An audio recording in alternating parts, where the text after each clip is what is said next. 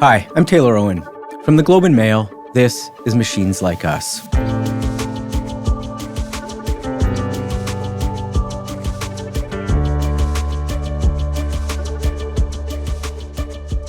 I'm sure you've seen the picture. It's from Donald Trump's inauguration back in January.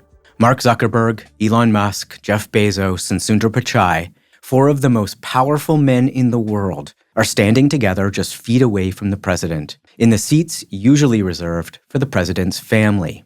It's such a striking image, but it was also more than that. It was a statement, a visual argument about where power now lives. Look, it's no secret that Silicon Valley is more powerful than ever. These are the CEOs of the most profitable companies in history. And over the past 2 decades, they've been using that wealth and power to reshape our public sphere. But something about this felt different. This wasn't discreet, backdoor lobbying or a furtive effort to curry favor with an incoming administration. These men were quite literally aligning themselves with the most powerful politician in the world and his increasingly illiberal ideology.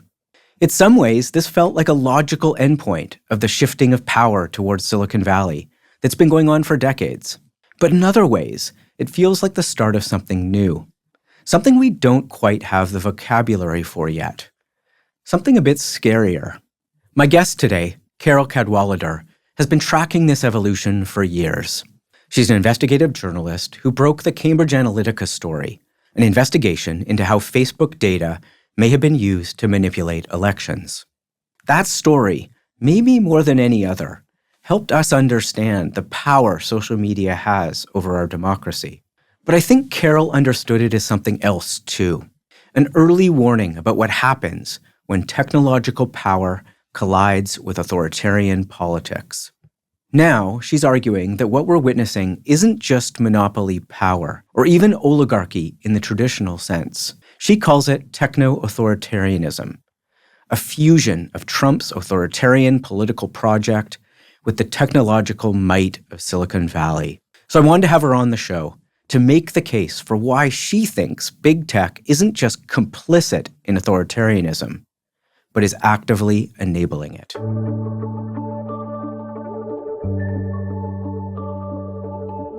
Carole, welcome to the show.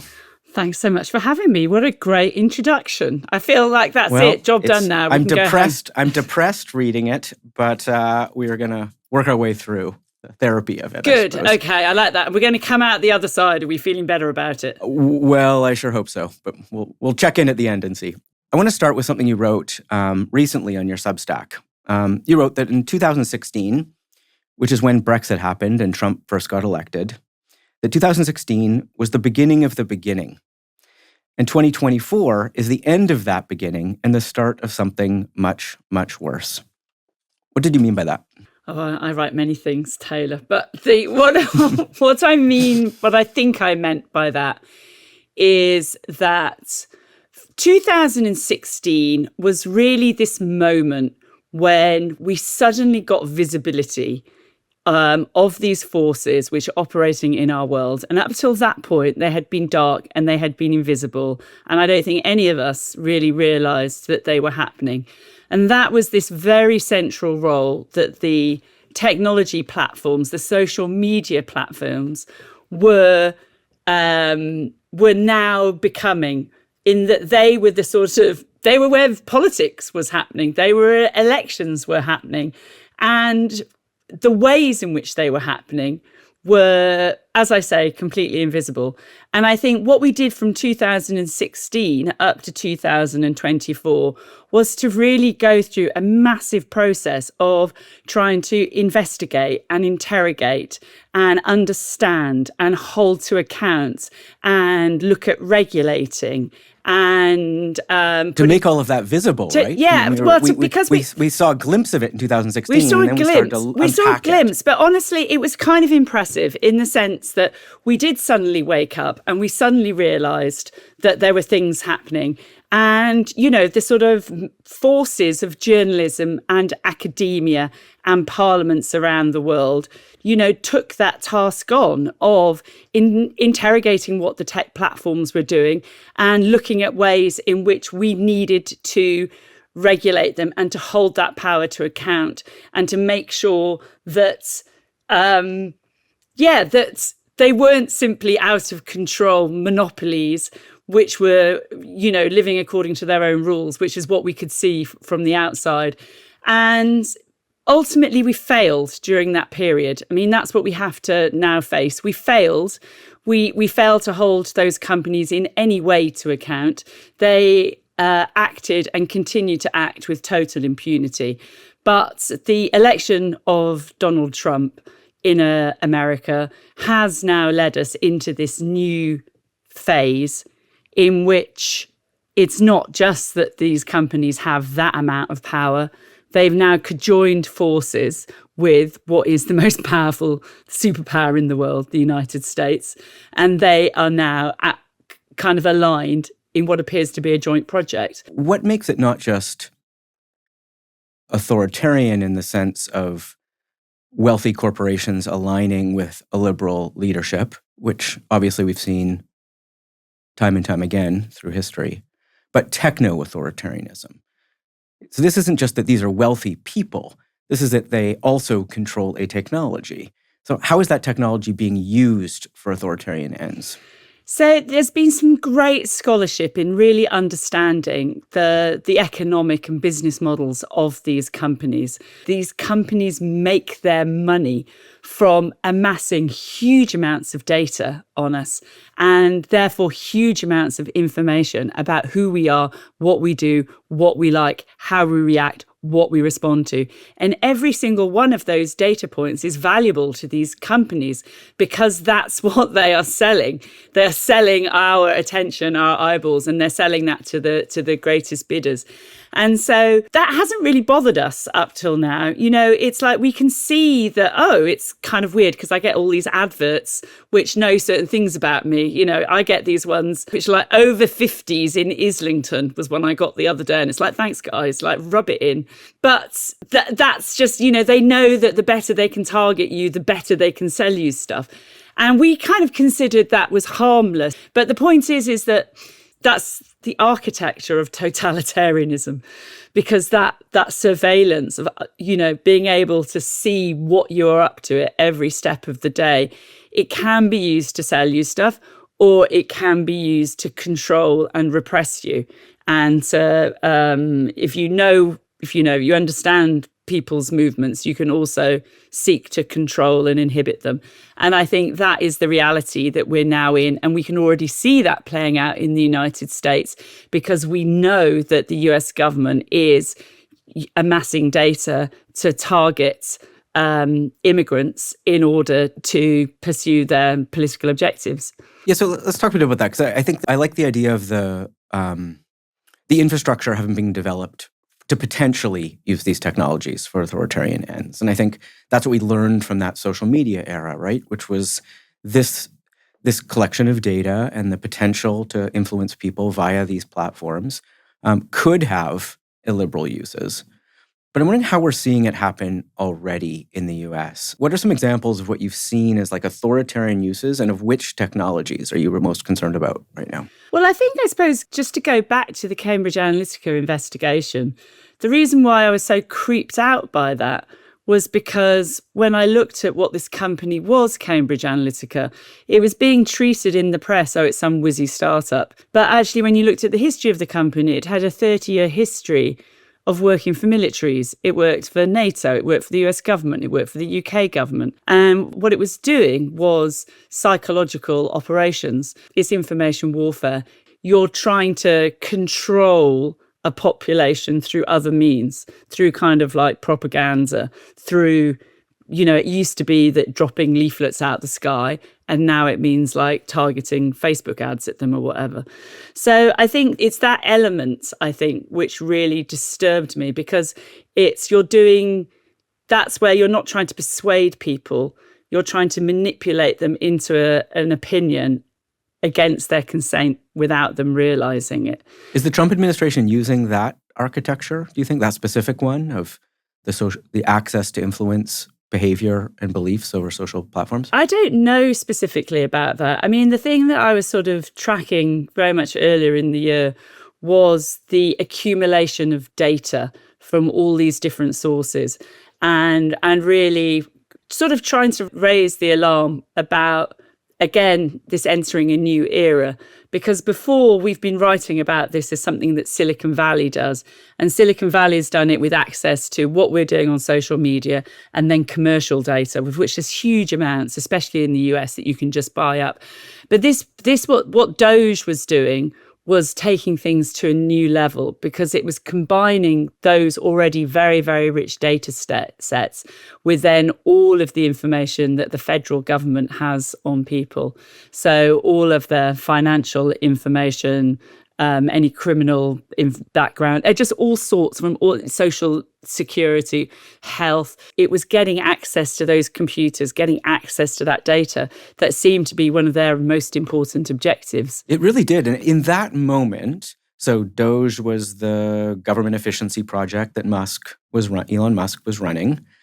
And it did seem like one of its core objectives was to collect data that sat in siloed departments across a government. Do we know what happened to that data?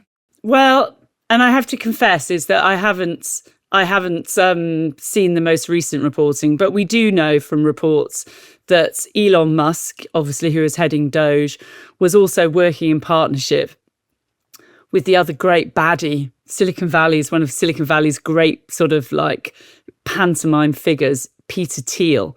And Peter Thiel's company, Palantir, was involved in his software was being used to process that data and to analyze it. The Doge data. So we know that Palantir was using That's Doge what it was data. reported. It's reported Wow. in the New York Times that it was Palantir's Foundry software was being used. And, you know, it's kind of, I mean, I'd be very interested to know how much your listeners know about Peter Thiel, because, you know, a few years ago, he was really under the radar. And I think people have caught up quite quickly to sort of understanding him being this person of huge influence. Although I still don't know how he's still nowhere near a household name, I would say. He also, you know, there's so many stories about him.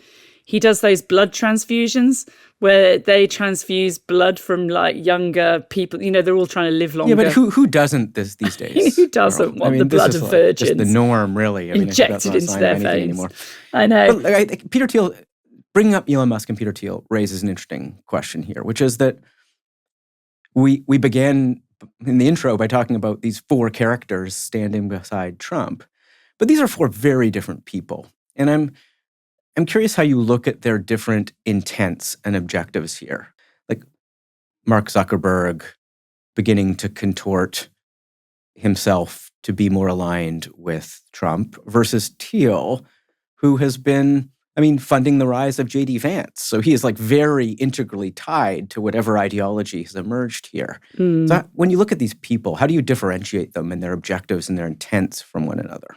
That's a really interesting question. And there's definitely the more hardcore libertarians, such as Peter Thiel, who've been preaching this ideology now for years and years. And as you say, J.D. Vance is a wholly owned Peter Thiel political project. And one of the other things you know about Peter Thiel is he's an incredible strategist. He's a chess player. He really does try and think 12 moves ahead. And whereas it feels more from the outside that people like Mark Zuckerberg are just more opportunist, you know, and that actually if Hillary Clinton was in power now, he'd be finding a way to suck up to her. I think that you can see in many ways that Mark Zuckerberg is a sort of reed in the wind. He would bend to whichever way power bends, whereas Peter Thiel has had political objectives. But then on the other hand, I think you've also just got to, we are where we are. Mark Zuckerberg is now wholly aligned with him and his objectives. And as you say, it is all about, you know, there's I think that maybe one of the differences, you know, you sort of said it's traditional corporate power. They want to do what they want to do and they don't want to get regulated and they want to make money. That is true. But there is also this sort of tech utopian technocratic ethos which runs through it, which is also has sort of political underpinnings. And that is that we, the brilliant, the masters of the universe, we don't just want all the power and we don't just want to make all the money. We know how to remake society. This is our vision and we cannot have anything stand in its way. And on those terms, I think that actually they are of a piece. And that is this sort of Ayn Randian ethos, which is that they are the brilliant geniuses and they know best and they will remake society in their own image. And that is, to all intents and purposes, what they are doing now. Is Sam Altman, where does he fit in this? I mean, I find that hard to... I can place some of these first-generation Silicon Valley tycoons, but it feels like he fits uncomfortably in that spectrum as well. Why do you say... So tell me, Taylor, what you make of him from the outside.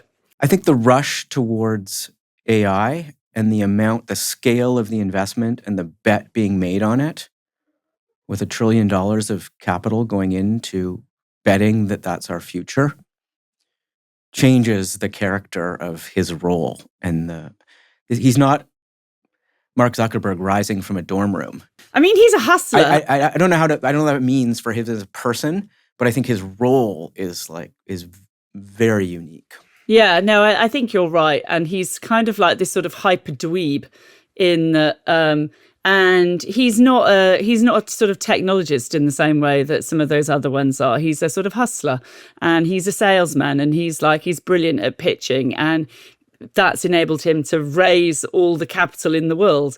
And he's been extremely good at convincing people of that vision and defraying any of the criticisms about the way that OpenAI has operated. And he's also, many people would say, just completely lied about what OpenAI is. It started out as a non-profit foundation, and now look at it. And I mean, it's very weird. I actually met Sam Altman, earlier this year, and got to confront him face to face. Where did you meet him? So I met him I had this sort of very, very strange moment in which I returned to the TED conference in Vancouver. I have been feeling a lot of panic and fear about this talk. And not just for the normal reasons of public speaking, although that's there too. And which is traditionally where the masters of the universe, the tech bros, all, congregate once a year. But it was this very strange experience for me because I had been there in 2019 to give a talk, and I'd actually been sued as a result of it in this very painful and wrong-running lawsuit. And anyway, I was returning to the stage to do this sort of warning about this moment, what we've been talking about. And I actually addressed Sam Altman from the stage because I did this little stunt, which is that I put into ChatGPT, please write a talk in the style of a TED talk in the style of Carole Cadwalladr. And I printed that out and I showed that on stage. And it was quite brilliant. It was like literally the talk that I'd written was there in microcosm, except I said it's as dumb as a rock, because what it doesn't know is I'm going to turn to Sam Altman, who is here at the conference, and say, this data does not belong to you. It's my data and it's my intellectual property and you have stolen it. ChatGPT has been trained on my IP, my labour, my personal data.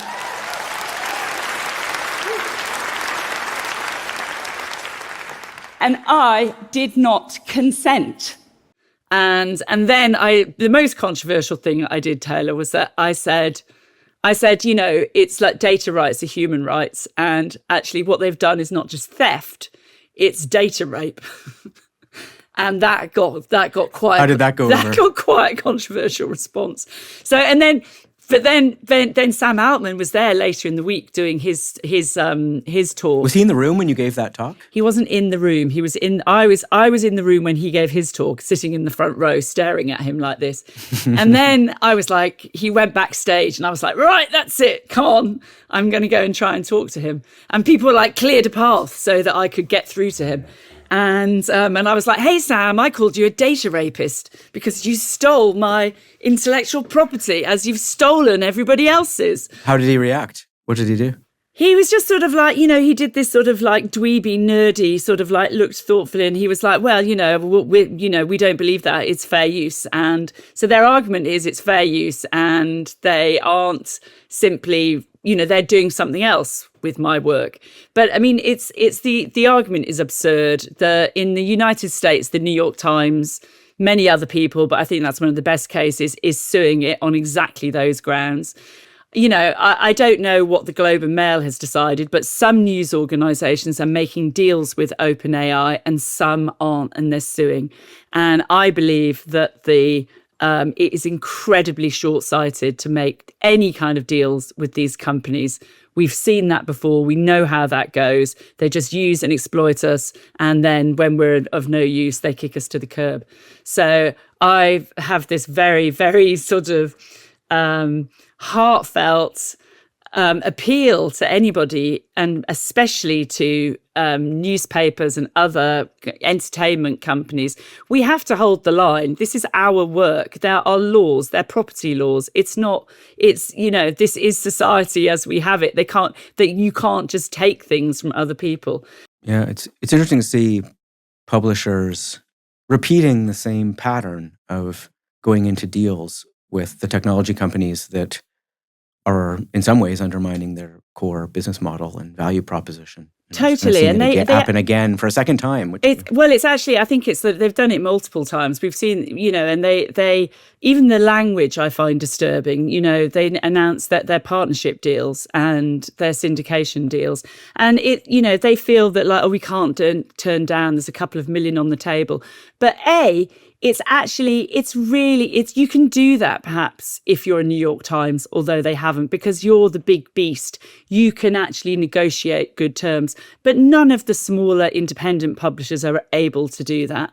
And so it's retrogressive for the entire industry. And it's retroactive to back catalogs. So they're more liability indemnification deals than anything else. That's exactly it. And it's basically you are legitimizing theft. You're saying, okay, you stole it, but I'll take a little bit of money, thanks and goodbye. And it's like, well, what are we here for? If we're newspapers, if we're journalists, isn't our job to sort of like be trying to call this types of abuse of power out? Isn't it our job to try and defend rule of law? And that's why it feels like really fundamental to me. So let's return to that abuse of power. And I'm wondering to what degree you see AI as central to this techno-authoritarianism. Has it changed the character of it? Like, can governments now do something they couldn't do with just big data and social media targeting? Like, what's new here? It's very interesting, isn't it? I mean, I think it's very hard at the moment to separate out what is the transformational aspect of this AI. We definitely know that it's going to be used to profile people and target them in ways which we're not going to be able to see or understand. And we can't see what the sources of data are, and we can't see how it's being used. But we do know that sort of profiling, sorting people into boxes is happening by these algorithms. We have no insight into how they operate. But then on the other hand, we can also see that a lot of it is just total bullshit. It's snake oil. And, increasingly people are calling it out as a bubble, vast amounts of capital going in, using vast amounts of energy. And, there are very distinguished people out there who say that this idea that we're going to reach this sort of artificial general intelligence is, it's pie in the sky. Just on that, on the bubble and the snake oil argument, I struggle with that a bit, because if it is all powerful, then we should be much more concerned, right? Like, if this really is an arms race to AGI, and we think a leader who is authoritarian will win that arms race, or could, then that feels like an existential threat to democratic societies, right? But if it's just a bubble, and we're going to see a .com-like crash in the next 2 years because it doesn't work as advertised, then maybe we're less worried about the authoritarian uses of this stuff. Well, Or it's kind of both. I mean, the thing about it is that because it's selling itself, and I think the kind of like, this is such a powerful technology, it might just destroy humankind, is another side of this is this most amazing technology which is going to transform us. I mean, they're kind of the same argument. But I think the fact is that in the meantime, this marketing message has been so successful that we can see governments falling into line with these companies because they don't want to miss out. So, for example, the UK government is making these strategic deals with all of these Silicon Valley technology companies, including OpenAI. And I find this incredibly naive and incredibly concerning because it means that we're tying our future to these companies, which are absolutely now in bed with this authoritarian president, Donald Trump. And you know, what we know about the way that these sort of technology companies work is, you know, once they're embedded, once you're using them, you know, once they're part of your essential government services, it's really hard to backtrack out of those deals. So we're sort of seeing these foreign corporate companies taking over some of the absolutely essential infrastructure of governments. And it's happening at pace, without scrutiny, without people understanding the ramifications of that. Yeah. I mean, our government is, much like the British government, is being lured into that perspective, right? The meshing AI companies and the scaling of the AI sector into our both governance, but also corporate infrastructure is the bet to make right now. Yeah, and that seems particularly dumb, given your geography. But I think that's where this change of thinking has to happen. We have to, like, Silicon Valley is not your friend. These companies are not your friends, and they absolutely shouldn't be your government's friends. And chasing, you know, I'm sure what's happening in Canada is what is happening here, which is because of the, you know, the sort of intertwining financial crises that we're all, you know, we've all experienced. There's this sort of desperate 90s search for growth at all costs. And productivity, right? So the argument around AI productivity is very alluring right now to governments that are facing growth problems. But it's so short-sighted, because what we know is that, so for example, look at journalism, right? They stole all of our work. They stole our entire corpus of articles ever. They've put them into their models, and they are now using that. We know that they're using that, and our own, you know, my previous news organisation, The Guardian, has now partnered with ChatGPT on trialling those tools to perform journalistic services. They're replacing journalistic labour now with that.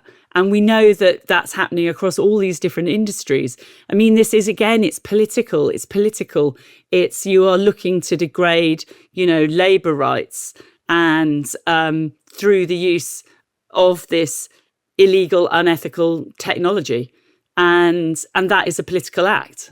I think one of the things that is also concerning is the securitization of this technology. And you do see a lot of, particularly in the US, embedding of AI tools and infrastructure into the US military, or increasingly that military pointed at domestic use as well. And I wonder if that's something new about this AI moment too, is that it's really fusing with national security infrastructure in a way that social media didn't really do. I mean, it played on the edges of it, but it wasn't embedded as a dual-use technology for the military. Yeah, that's a kind of very interesting term, exactly as you say, is it's dual use.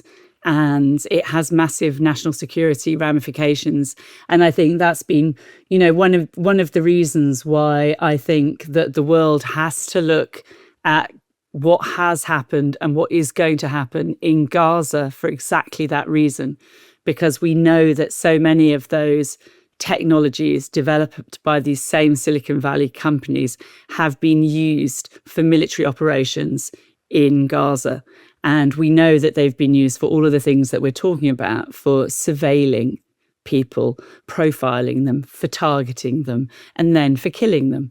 And these are companies that we use in our daily life. Microsoft are in there.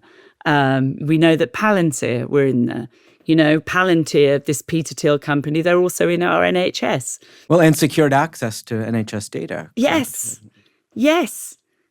And there's, I don't know if you... So the health data of British citizens. The health data of British... You would think is the most sort of personal of data we have. Yeah. It is, and it's the thing about Britain is that our NHS data is seen as such a sort of singular resource. Everybody wants to get their hands on it because it's this amazing body of data.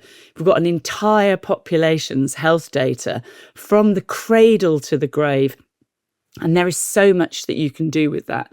And that is absolutely... So Peter Thiel, he's been strategizing over a really long period of time to get access to the full data set. He's embedded his company in its operations. And we can also see this other key billionaire who we haven't talked about yet, Larry Ellison, who owns the company Oracle. He also is trying to get his sort of hands onto the NHS data. But what's Palantir doing? What are they doing with that NHS data? Peter Thiel is somebody who he's obsessed with living forever. They all are. Larry Ellison also obsessed with living forever. And one of the things they want to do is to trial, but basically the more information you have, and as I said, it's population wide. So you can draw those big data inferences when you have that level of a sample. Well, that's interesting. So you think you're thinking they want the NHS data to prolong their own lives personally. I think that's part of it. That's a fascinating twist. I mean, Peter Thiel has got these, what are they called? The something games. He's doing this project, which is that's the enhanced games, I think they're calling them, which is they're hosting a version of the Olympic Games in which any athlete is allowed to enter having doped themselves to whatever degree they can. Yeah, just to see what humans can do. Just to see. Let's just let it rip. Exactly. Yeah. Let it rip. And then it'll be like, oh, that's a really interesting drug cocktail they've got. It's testosterone plus steroids plus something plus magic mushrooms.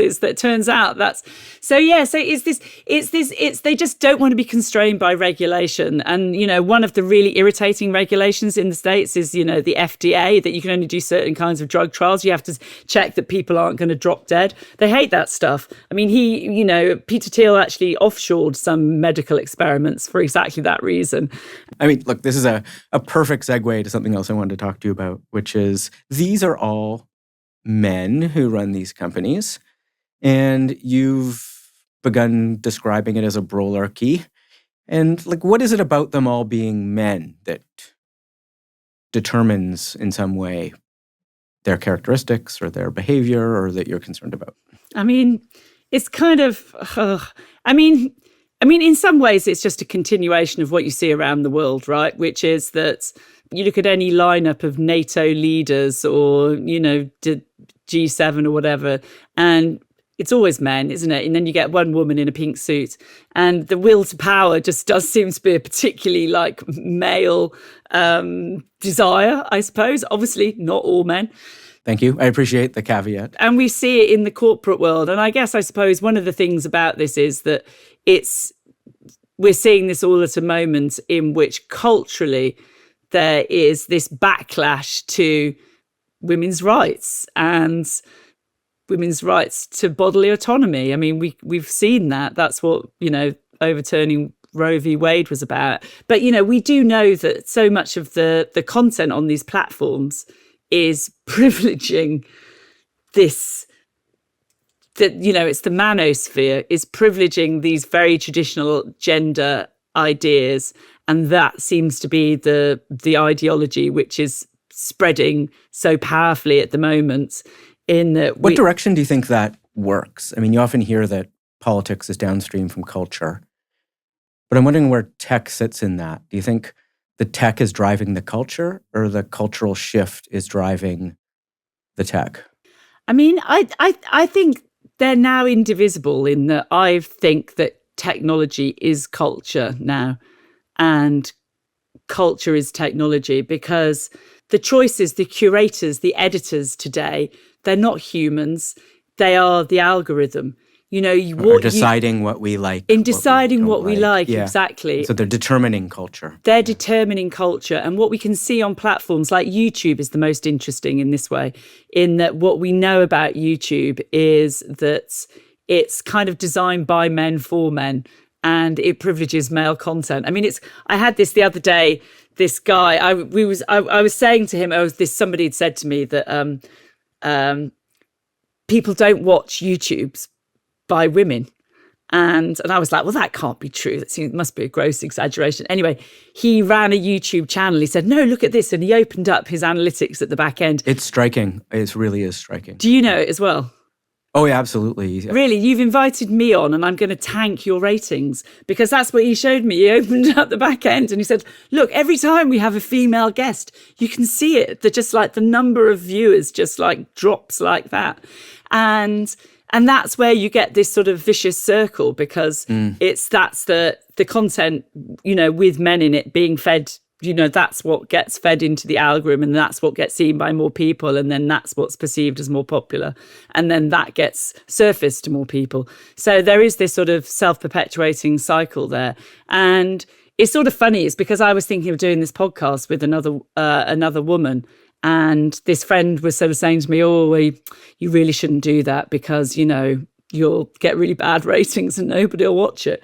And I just sort of thought, we can't really operate. I mean, I suppose you could operate like that, but that seems pretty bad if now we're just going to self-censor ourselves. Self-select out of Self-select out of it, course. because the algorithms don't like us. The algorithms aren't built to... So you described it as a self-sort of fulfilling thing, and I suppose it is. I mean, there certainly seems to be a mix of a cultural moment, a shift towards whatever we want to call it, male something. Supremacy. The technology that's fueling that and the politics that comes out of that. Yeah. Right? And the last election really was that moment, right? Where if 2016 was about social media and the use of that, this was really about a real turn in the culture of podcasting and YouTube, and that was a very male of a certain kind turn. And how do you explain that? Like, why all of a sudden did that emerge at that moment? I mean, it's kind of like, it's a very interesting question, to put it that way. I guess it's just that it hasn't just emerged. It's been sort of there bubbling beneath the surface, and we just Sure. I mean, this stuff didn't just come out of nowhere. We just started noticing. Defines most of history, I suppose. Yeah. But I suppose it's the thing, and it becomes more noticeable, doesn't it? When it had been a fringe thing up till then. It was just, there were the podcast bros and they were just doing their thing out on YouTube. And then suddenly you realized that, actually, they are incredibly influential. And that's what the politicians realized. That's where they started going on all of their podcasts. And they essentially played an outsized role in electing the sort of ultimate strongman, Donald Trump. I mean, it really is remarkable, isn't it? You end up with the UFC on the White House lawn. We're going to have a UFC fight. Think of this, on the grounds of the White House. We have a lot of land there. Right? I mean, that's where that takes you. Yeah. It's striking how fast that happened. And that's very similar to, what we've seen strongmen around the world do, for years, for decades. And, Vladimir Putin, remember the photos of him without his shirt on horseback and doing judo. It's always been part of the kind of that sort of strongman myth. So that gets at something important, right? So maybe that is the thing we should be most concerned about in all of that, right? Cultural turns happen, but if that cultural turn is being either manifested by or serving the purposes of a strongman and potential authoritarian rule, that's where it becomes a concern, right? Mm-hmm. So do you think Canada's fallen for this, Taylor? Not yet. I mean, you see the change in our politics like you do everywhere because of the power of American culture, I think. So you see both cultural and political ideas flow from the US into Canada in a very real way. But in our last election, we had sort of a choice between a centrist technocrat and a more populist conservative, and we chose the centrist technocrat, but probably because of the threat from the US. So our sovereignty instincts kicked in, and that led us back to a more moderate place. But whether that holds or not, I have absolutely no idea. Yeah, and that's what feels interesting because you share so much culture with the US, don't you? And you've we're just deeply, deeply intertwined, and particularly online. So you, in a way, it feels like you're the test case because you have got different political institutions. You did have this moment of backlash to what was happening in the US, but essentially because you do have this merged culture, which is that merged culture is being mediated by exactly these Silicon Valley companies we're talking about. Are you actually able to keep up that degree of separation, or are you just the next domino to fall? I don't know how you feel about that. It's a big question, and look, I mean, I would just say there are some increasingly apparent tensions between our desires for sovereignty and our push for AI adoption in this country and for developing our tech sector, which is fundamentally intertwined and built on the technologies of the US. So you might not be able to do both. I think the problem, it's so interesting, and that's where they're like, this is where there should be an alliance, like between the UK, between Canada, between the EU. We have such sort of similar objectives here. But as I say, Britain is absolutely sleepwalking into total AI and therefore national subordination. I mean, we are voluntarily walking into deals which absolutely compromise our sovereignty, our national security, our ability to operate anyway outside of that US authoritarian sphere. And, it feels, I mean, I don't know. I've been through so many phases of sort of trying to report and write and talk and warn about this stuff. And I had this moment, earlier this year when I felt actually a bit relieved because I was like, oh, actually, the useful thing that's happened now is that people can finally see it. Other people now are understanding the threat. Elon Musk is such a dick that like the entire world has gone, who is this guy and what is he doing? But then on the other hand, it just feels so powerful and overwhelming. I think it's just so hard to see the big picture here. It's, these are such massive forces and they're happening so quickly. So it's like, what can any of us as individuals do? That definitely. Well, let me put that back to you. What is our path out of this from your perspective? It's interesting in that like the United States this weekend did discover this idea of collective action. That felt Thank you for differentiating. I know, I'm so sorry. That's a terrible mistake to have made on a Canadian podcast. Have I just cancelled myself? Well, you might have hurt our ratings even more here. I'm so sorry. So that sort of amazing show of solidarity in the States, that's at least a good start. I mean, I think the most important thing is the protests. The No Kings protest, yeah. But I think the most important thing is we just have to like freaking pay attention. Right, we can't take our eyes off this stuff and go, actually, you know what? Oh yeah, Elon Musk, whatever. What's for dinner? Life goes on. We don't have that time. We don't have that luxury. We have a short window of opportunity here in the UK before we get our own populist authoritarian government. That's what it's looking like at the moment. And unless we're really alive to what that is going to mean, what that's going to mean to all of us, the direct consequences, I think being alive to the threat, I feel, is the one thing that we all could do. I mean, look, being aware of the threat, I think of potential threats is important, but the degree of that threat is also worth sort of putting in perspective, and you see it as quite stark. I mean, you said, act as if you're now living in East Germany and Meta is the Stasi. Which I don't know if Mark Zuckerberg was in the room like Sam Altman was when you there were definitely some Facebook made that comment about him. Just to sort of wrap here, I mean, how urgently should we be taking this? I mean, people have a lot of concerns about a lot of things right now. And is this the thing? I mean, you're in the UK, I'm in Canada. These are American companies. America might be sliding in a direction we find unpleasant or worrying, but is that our problem? I think what we're seeing is there's an acceleration which is happening now. The technology is accelerating. The adoption of governments and alliances with these companies is accelerating. At the same time, the geopolitical crises in the world are accelerating. So there have been these crises before, and we've recovered from them. But there is a scale and an urgency of what is happening now that the only analogue, I think, in the last 100 years is the 1930s, because this is not just an autocracy, authoritarianism in one country. We can see how they're linking with authoritarians in other parts of the world. And in doing so, they're becoming stronger. There is this sort of networked autocracy at work. And we can see the numbers of people, the percentage of people in the world living under authoritarianism is increasing day by day. This is only going in one direction. So, and it's all, the other bit of this, which is the bit that I talk about, is this information crisis at the same time. So it's really hard for any of us to sort of understand what is going on because of this deluge of information and content and mad dog videos and all sorts of stuff that we're getting on our feeds.